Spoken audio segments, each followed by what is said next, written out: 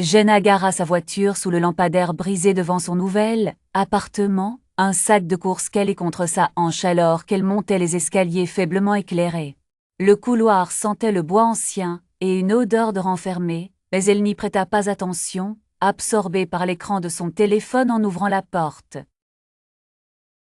Le soir suivant, la fenêtre de la cuisine était entr'ouverte de quelques centimètres, alors qu'elle se souvenait parfaitement l'avoir verrouillée. Sur le plan de travail, un petit tas de pierres noires, luisantes de rosée, était apparu. Dans le couloir, sa voisine, Madame Golding, passa en traînant les pieds, et murmura que l'immeuble était ancien, et que des choses étranges s'y produisaient, son regard s'attardant un peu trop longtemps sur la porte de Jenna. À la troisième nuit, des coups sourds résonnèrent à l'intérieur des murs après minuit, lents et réguliers, suivant Jenna d'une pièce à l'autre. Peu importait la musique ou la force avec laquelle elle enfonçait ses bouchons d'oreilles. Les coups se faisaient plus nets, accompagnés d'un chuchotement dans une langue inconnue.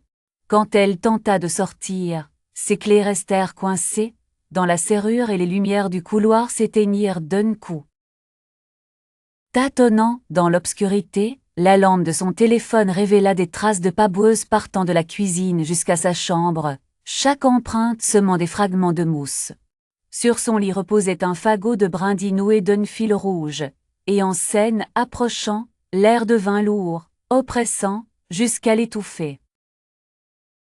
Jenna se plaqua contre le mur opposé tandis que la bosse s'ouvrait lentement, découvrant un gouffre cerclé de racines et de terre. Un vent glacial l'attira, ses membres se raidissant, impuissants à résister alors que la pièce effaçait. Au matin, l'appartement était vide, à l'exception du fagot de brindilles et d'une nouvelle empreinte boueuse sur la vitre, tandis que Madame Golding rayait silencieusement le nom de Jenna d'une liste accrochée derrière sa propre porte.